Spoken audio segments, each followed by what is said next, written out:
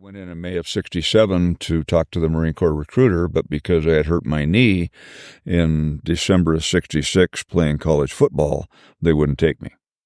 And so I was informed that he said the Army will take you, the Navy will take you, the Air Force will take you, but we can't. You have to be well for a year. Well, I had lost my student deferment, and I was 1A. So I was number 18 on the draft registry. I knew my number was coming. So I went next door to the Navy recruiter. I was able to get an aviation billet and joined up in June of 1967. And when you get that aviation billet, do you get any choice of what kind of aviation you go into, or what's that process look like? Well, the testing that you do at basic training pretty much determines where you're going to go. I accidentally scored high in electronics and sonar capabilities, hearing capabilities. And so I became an aviation anti-submarine warfare technician. And so it just kind of went from there. I went to Millington, Tennessee for electronics training. I struggled because I didn't know that much about it. Got through it and finished in May of 68. Was assigned to a patrol squadron, P3s, P3 Orions. But it had been my goal, and I had been talking about it, that I wanted to serve on an aircraft carrier. And people thought I was crazy, especially when I got orders to a P3 squadron at Moffett Field up in the Bay Area. And one of my classmates, one of the guys I went through basic training with, he got an S2 tracker squadron, carrier-based, at North Island, San Diego. We were able to switch orders. He thought I was crazy because a P3 Orion is a Cadillac of anti-submarine, anti-shipping aircraft. And said, nope, want to be on a carrier. So we were able to change orders. I had roots established in San Diego since I had finished high school there, had friends there. I got married there shortly after I joined up. And so it was just a good fit. And so I got exactly what I wanted and got to take off from and land on aircraft carriers. Because I became an air crewman. I volunteered. We had to work in the shop with our rating with the job that we had, but then you could volunteer to be an air crewman because it was an extra $65 a month for flight pay. We deployed in March of 1969. We knew we weren't going to Vietnam to hunt submarines because the Gulf of Tonkin is too shallow for submarines. We were going, as previous squadrons before us had gone, as surface craft surveillance, observation, and with our onboard radar systems and what we called ESM, electronic support measures. We were able to, that was part of our mission, identify radar installations along the coast, whether it be 37 millimeter, 57 millimeter AAA. They had the SA-2 missiles going there. You had a headset on. You could identify the scan on the scope, and you could also identify the different sounds. So you knew we were up there to get painted. We wanted them to paint us. We were close in. We wanted to know what was there along the coast, while at the same time looking for surface craft. And we were also there for search and rescue operations in the event of some downed pilots. And so we had Operation Sea Spirit that we were going to participate in through the Southeast Asian Treaty Organization.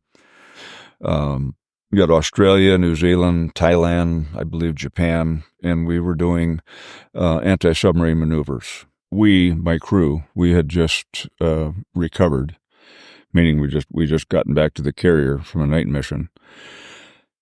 And we're in the ready room debriefing and went to general quarters. And so general quarters was going back to our airplane. And, skipper notified everybody on the 1MC. There had been a collision at sea. We were steaming toward the scene. We weren't that far away. And we had a brief idea of what happened, about there had been a collision between carrier Melbourne and one of our destroyers. We didn't know the extent other than we launched again for search and rescue. And it was just just dawn, and so we had no idea what we were getting into. But coming upon the scene, I still remember the thing that stood out was the sea was like glass.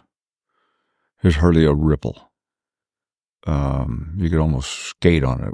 It was eerie, not a breath of wind. And the destroyer Larson was attempting to tie up to the stern section of the Evans.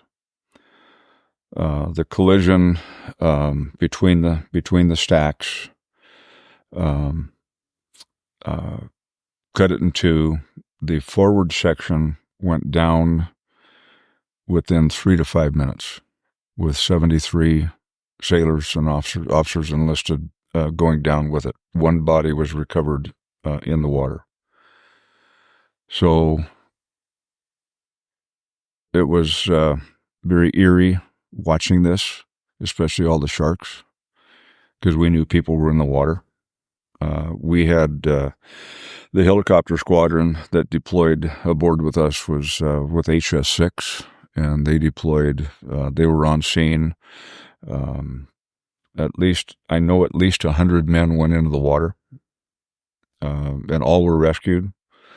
Unfortunately, some were horribly injured, horribly burned. Below decks, there's superheated steam. And so when we were there, we just in awe of this situation. Like, we're 30 miles off the line. We're not even in a combat area, and we lost a ship and 74 guys. We didn't know how many right away, but, we learned later at the memorial service that we had lost 74 sailors. And so we completed our search and rescue and got back to the ship and debriefed, and everybody was just totally wired, and, so we were pretty much required to be in the ready room in case we had to launch, because we were vulnerable. We knew there were Russian and Chinese ships, watching everything that's going on, and we're doing search and rescue operations. We're vulnerable. And so it didn't hit right away until we were able to go topside, and we see survivors being transferred off of the Larson and other ships and helicopters onto the flight deck of the Kearsarge, our ship. And you see the extent of the injuries and, the trauma, and, this is a mass casualty event that, 19-year-old kid, wow, and, we flew in a combat area. We knew that something could happen, but it's always going to be the other guy. That's how you think when you're in a combat situation, that it's not going to be us. And these guys didn't think it was ever going to happen to them. And so the footnote to this whole story is we're just a stone's throw from combat area operations. The Evans had been in combat operations doing gunfire support just days earlier. This imaginary line on this latitude and longitude dictated combat area, non-combat area. Those 74 sailors should be on the Vietnam Wall, but they're not. And that's what's really sad about this. They paid their dues. They should be recognized, and they're not. And that makes a lot of us angry, especially those of us that were there. And, I'm proud of them. That's how I get over this. They paid their dues. They did what they were supposed to do. They followed orders, and then 30 some states were recognized, were represented. There's a memorial in each of the birth cities of those states. And sadly, one city in Nebraska has 3 brothers on the memorial that served on the Evans. And we didn't know that right away. So it's just something I've never forgot. No sailor, nobody's ever going to forget that. And, with the work, I've been doing as an amateur historian and my love of my service and, what I've done, I've never forgotten. It's been hard to handle for a while, but you learn to talk about things where so many guys don't. You got to get over it. And then, then I had another mass casualty situation later after I got out of the Navy. So, so I loved the time I had. We actually came home a couple months early because that's when they started downsizing the Navy, latter part of 1969.